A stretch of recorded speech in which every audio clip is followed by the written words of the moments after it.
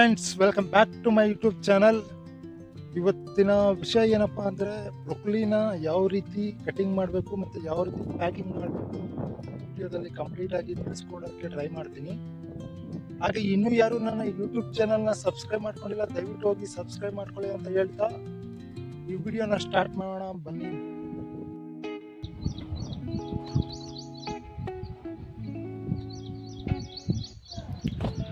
Broccoli ತೋಟ ಮತ್ತು cauliflower ತೋಟದಲ್ಲಿ ಏನು ಅಂತೂ ಹೆಚ್ಚು ಡಿಫ್ರೆನ್ಸ್ ಏನಿಲ್ಲ.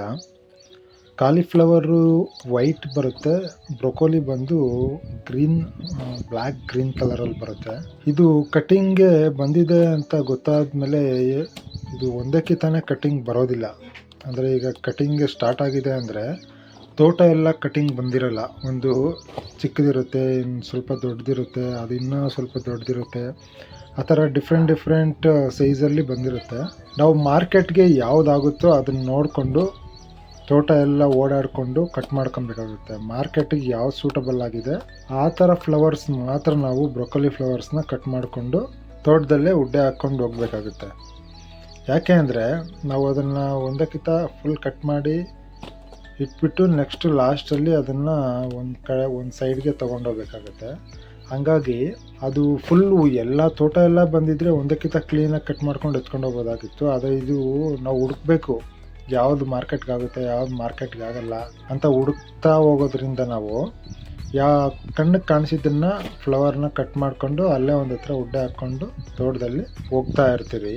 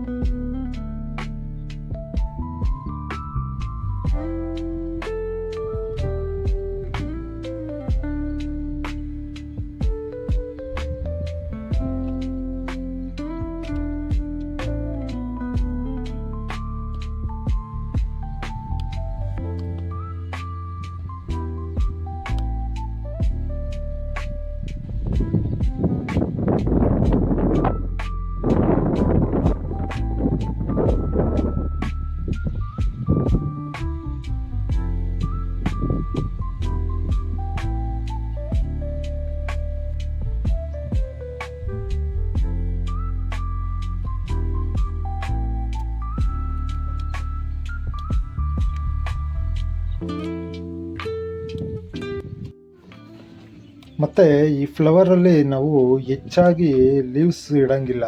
ಅಂದರೆ ಎಷ್ಟೇ ಲೀವ್ಸ್ ಇದ್ರೂ ಆ ಫ್ಲವರಿಂಗ್ ಏನಿರುತ್ತೆ ಅದ್ರ ಸುತ್ತ ಒಂದು ಲೀವ್ಸ್ ಮಾತ್ರ ಬಿಡಬೇಕಾಗುತ್ತೆ, ಇನ್ನೆಲ್ಲನೂ ಕಟ್ ಮಾಡಾಕಬೇಕಾಗುತ್ತೆ. ಹಾಗೆ ಬುಡ ಕೂಡ ಅಷ್ಟೇ, ನಾವು ಹೆಚ್ಚಾಗಿ ಬುಡ ಬಿಡೋಂಗಿಲ್ಲ, ಅದನ್ನು ಕೂಡ ಕಟ್ ಮಾಡಬೇಕಾಗುತ್ತೆ.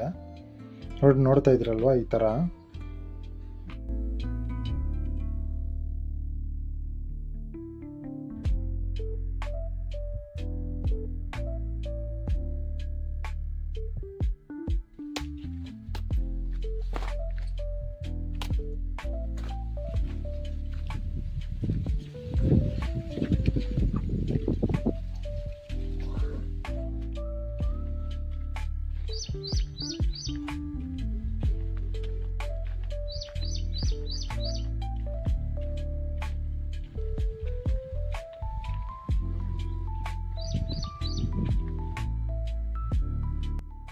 ಕಟ್ ಮಾಡಿರೋ ಬ್ರೋಕ್ಲಿ ಫ್ಲವರ್ಸ್ನೆಲ್ಲನೂ ನಾವು ನೋಡಿ ಈ ಥರ ಬುಟ್ಟಿಗಳಲ್ಲಿ ತಗೊಂಡು ಒಂದು ಹತ್ರ ಲಾಟ್ ಮಾಡ್ಕೊತೀರಿ. ಯಾಕಂದರೆ ನಾವು ಲಾಸ್ಟಲ್ಲಿ ಬಾಕ್ಸ್ ತುಂಬಬೇಕಾಗುತ್ತೆ. ಹಾಗಾಗಿ ಈ ಥರ ಬುಟ್ಟಿಗಳಲ್ಲಿ ತುಂಬ್ಕೊಂಬಂದು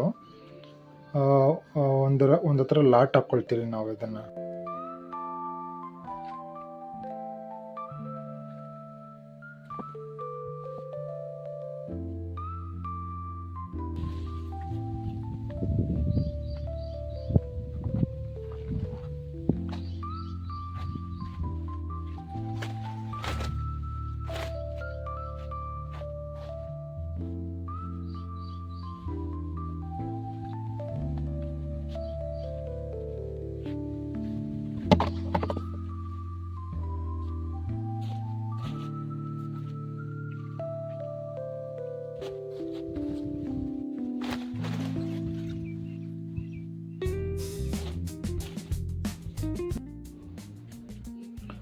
ನೋಡಿ ಈ ಥರ ಎಲ್ಲ ಲಾಟ್ ಮಾಡಿಕೊಂಡು ಒಂದು ಹತ್ರ ಫುಲ್ ಸ್ಟಾಕ್ ಮಾಡ್ಕೊತೀರಿ.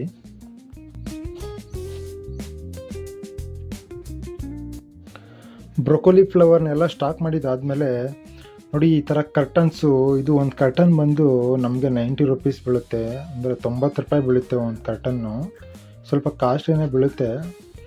ಇದನ್ನು ನಾವು ವೈಟ್ ಟೇಪ್ ತೊಗೊಂಡು ಒಂದು ಸೈಡು ಫುಲ್ ಪ್ಯಾಕ್ ಮಾಡಬೇಕಾಗುತ್ತೆ. ಟೇಪಿಂದ ಕ್ಲೀನಾಗಿ ಪ್ಯಾಕ್ ಮಾಡಿಕೊಂಡು ಒಂದು ಸೈಡ್ ಫುಲ್ಲೂ ಇದೇ ಥರ ಎಲ್ಲ ಕರ್ಟನ್ಸ್ಗೂ ಪ್ಯಾಕ್ ಮಾಡಿಕೊಂಡು ಬಾಕ್ಸ್ಗಳು ರೆಡಿ ಮಾಡ್ಕೊಬೇಕಾಗುತ್ತೆ ಬ್ರೊಕೊಲಿ ತುಂಬಕ್ಕೆ.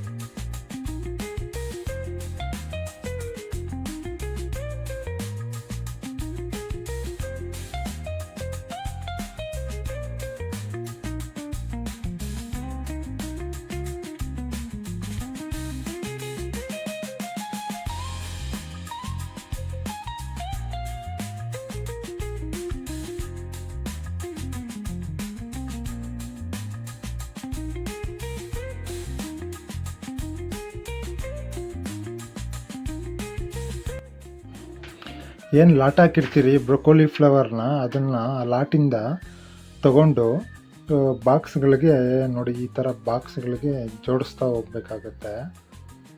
ನೋಡಿ ಈ ಥರ ಕ್ಲೀನಾಗಿ ಒಂದು ಸೈಡಿಂದನೂ ಜೋಡಿಸ್ತಾ ಹೋದರೆ ಸ್ವಲ್ಪ ಫ್ಲವರ್ಸು ಬಾಕ್ಸಲ್ಲಿ ತುಂಬ ಸ್ವಲ್ಪ ಜಾಸ್ತಿ ಹಿಡಿಸ್ತೈತೆ. ನಾವು ಉಲ್ಟಂ ಪಲ್ಟ ಹಾಕಿದ್ರೆ ಸ್ವಲ್ಪ ಗ್ಯಾಪ್ಗಳು ನಿಂತ್ಕೊಂಡು ಸ್ವಲ್ಪ ಫ್ಲವರ್ಸ್ ಕಡಿಮೆ ಆಗುತ್ತೆ. ಹಂಗಾಗಿ ಕ್ಲೀನಾಗಿ ಜೋಡಿಸ್ಕೊಂಡ್ರೆ ಒಳ್ಳೆಯದು. ಕ್ಲೀನಾಗಿ ಜೋಡಿಸ್ಕೊಂಡ್ರೆ ಬಾಕ್ಸಲ್ಲಿ ಸ್ವಲ್ಪ ಫ್ಲವರು ಜಾಸ್ತಿ ಹಿಡಿಯುತ್ತೆ ಮತ್ತು ನಿಮಗೆ ಬಾಕ್ಸನ್ನು ಕ್ಲೀನಾಗಿರುತ್ತೆ. ಇಲ್ಲ ಅಂದರೆ ಸ್ವಲ್ಪ ಲೂಸ್ ಇದ್ದರೆ ಬಾಕ್ಸ್ ಎಲ್ಲ ಒಡೆದೋಗೋ ಚಾನ್ಸಸ್ ಇರುತ್ತೆ. ಹಾಗಾಗಿ ಕ್ಲೀನಾಗಿ ತುಂಬ್ಕೊಬೇಕಾಗುತ್ತೆ ಈ ಥರ.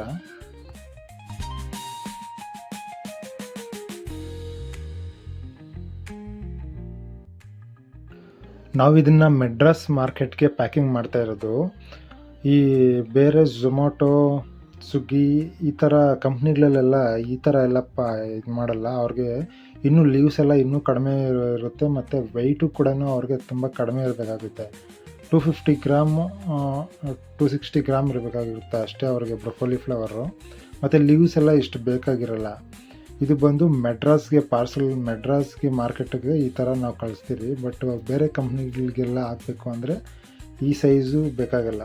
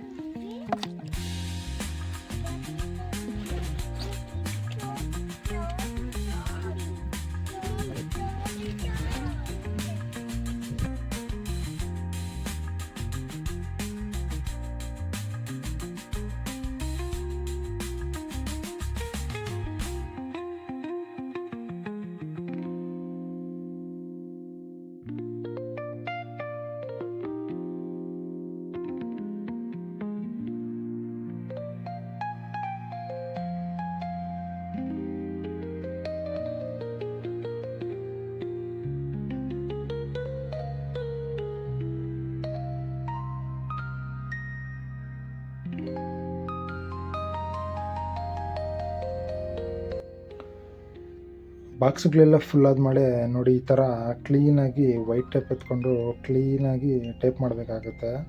ಯಾಕಂದರೆ ಇದು ಮೆಡ್ರಾಸ್ಗೆ ಪಾರ್ಸಲ್ ಹೋಗೋದ್ರಿಂದ ಎಲ್ಲಾದರೂ ಒಡೆದೋಗೋ ಚಾನ್ಸಸ್ ಇರುತ್ತೆ ಮತ್ತು ಕಿತ್ತೋಗೋ ಚಾನ್ಸಸ್ ಇರುತ್ತೆ. ಹಾಗಾಗಿ ಸುತ್ತಲೂ ಟೇಪಿಂದ ಕವರ್ ಮಾಡಬೇಕಾಗುತ್ತೆ.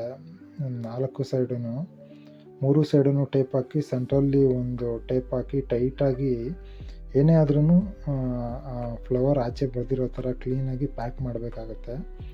ಯಾಕೆಂದರೆ ಇದು ಲಾರಿನಲ್ಲಿ ತುಂಬಾ ದೂರ ಟ್ರಾವೆಲ್ ಮಾಡೋದ್ರಿಂದ ನೋಡಿ ಈ ಥರ ದಾರಗಳೆಲ್ಲ ಕಟ್ಟಿ ಕಳಿಸಿದ್ರೆ ಇನ್ನೂ ಒಳ್ಳೆಯದು. ಬಾಕ್ಸ್ ಹೊಡೆಯೋದ್ರೂ ಕೂಡ ಆ ದಾರ ಇರೋದ್ರಿಂದ ಸೇಫಾಗಿರುತ್ತೆ. ಓಕೆ ಫ್ರೆಂಡ್ಸ್, ಇವತ್ತಿನ ವಿಡಿಯೋನ ಇಲ್ಲಿಗೆ ಮುಗಿಸೋ ಟೈಮ್ ಆಗ್ತಾಯಿದೆ.